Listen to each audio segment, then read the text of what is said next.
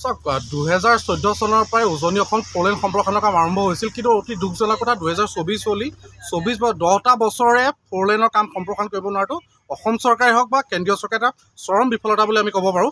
আৰু চাওক NICDCL আৰু যিবিলাক ঠিকাদাৰী প্ৰতিষ্ঠান তেওঁলোকক গোপন মিটাৰীৰ ফলত কিন্তু ৰাইজে জীয়াতু ভুগি আহিছে, কাৰণ তাৰ অন্তৰত সোমাই আছে যিবিলাক ঠিকাদাৰী প্ৰতিষ্ঠানৰ আৰু NICDCL যিবিলাক বিষয়া তেওঁলোকৰ এটা গোপন মিটাৰীয়েল গোপন বুজাবুজিবিলাক ব্যাপক কমিশ্যন হৈছিল। তাৰ ফলত ফ'ৰলেনৰ কামটো আজিলৈকে কিন্তু সম্পূৰ্ণ হ'ব নাই। অসমৰ মুখ্যমন্ত্ৰীকে বহু ক্ষেত্ৰত তেখেতে সংবাদ মাধ্যমত যেতিয়া প্ৰশ্ন কৰে তেখেতে কৈছিল যে বিগত বছৰত যে অহা বাৰিষাৰ পূৰ্বে কামটো সমাপ্ত হ'ব। বাৰিষাৰ বৰ্তমান চলি আছে, এই বাৰিষাৰ পূৰ্বে ক'ত সমাপ্ত হ'ল?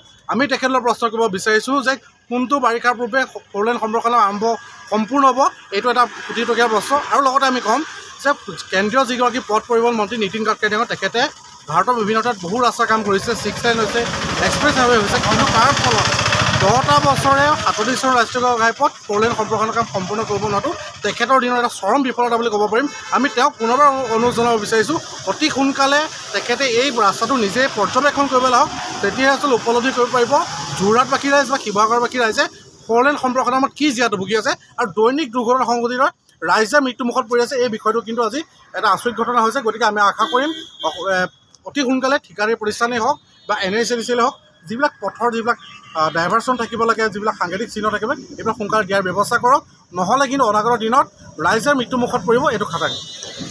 আচক NICDCL নামৰ যিটো গেঠেলামৰা বিভাগ আছে, এই বিভাগটোৰ তদাৰকত বৰ্তমানত যোৰহাটত যিটো কাম চলি আছে ৰাষ্ট্ৰীয় ঘাইপথক 4 লেনযুক্ত ৰাষ্ট্ৰীয় ঘাইপথলৈ যিটো সম্প্ৰসাৰণৰ কাম আৰম্ভ হৈছিল 2014 চনত ইয়াৰ কাম আৰম্ভ হৈছিল। তাৰপাছত বহু কোম্পানী আহিল, বহু কোম্পানী গুচি গ'ল।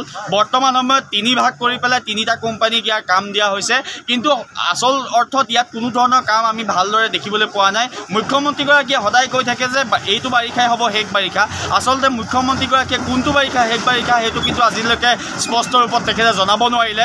আমি চৰকাৰক দাবী জনাব বিচাৰিছোঁ, যেতিয়া আমি প্ৰতিবাদ কাৰ্যসূচী গ্ৰহণ কৰোঁ প্ৰশাসনে আমাক ৰঙা চকু দেখুৱায়, কিন্তু সেই প্ৰশাসনে কিন্তু ৰঙা চকু আজিৰ তাৰিখত দেখুৱাব লাগিছিলে সংস্থাসমূহ, নিৰ্মাণকাৰী যিসমূহ সংস্থা আছে এই সংস্থাসমূহৰ ওপৰত তেওঁলোকে ৰঙা চকু দেখুৱাব লাগিছিলে আৰু তেওঁলোকক বাধ্য কৰিব লাগিছিলে যাতে অতি সোনকালে তিয়কত আৰু যোৰহাটত যিসমূহ 4 লেনযুক্ত ৰাষ্ট্ৰীয় ঘাইপথৰ সম্প্ৰসাৰণৰ কাম হৈ আছে এই সম্প্ৰসাৰণ হ'ব লাগে। আমি এটা কথা দাবী জনাব বিচাৰিছোঁ, ৰ'দ দিলে যিটো ইয়াত ধূলি হয় আৰু বৰষুণ দিলে ইয়াত যিটো বোকা হয়, এনেধৰণে যিটো ৰাইজে দুৰ্ভোগ ভুগিবলগীয়া হৈছে ইয়াৰ পৰা ৰাইজক পৰিত্ৰাণ দিব লাগে। নিৰ্মাণকাৰী সংস্থাসমূহে এই ক্ষেত্ৰত ব্যৱস্থা গ্ৰহণ কৰিব লাগে। এটা কথা ক'ব লাগিব, যিসমূহ PUP আৰু VUP নিৰ্মাণ কৰিছে, এই PUP আৰু VUP নিৰ্মাণ কৰাৰ সময়ত তাৰ আগত ইয়াত চাহবুসমূহ তেওঁলোকে ভালকৈ বনাই ল'ব লাগিছিলে। নবনোৱাৰ কাৰণে এখন গাড়ী পাৰ হৈ যাওঁতে আধা ঘণ্টাতকৈ অধিক সময় লাগে এটা PUPৰ কাষেৰে।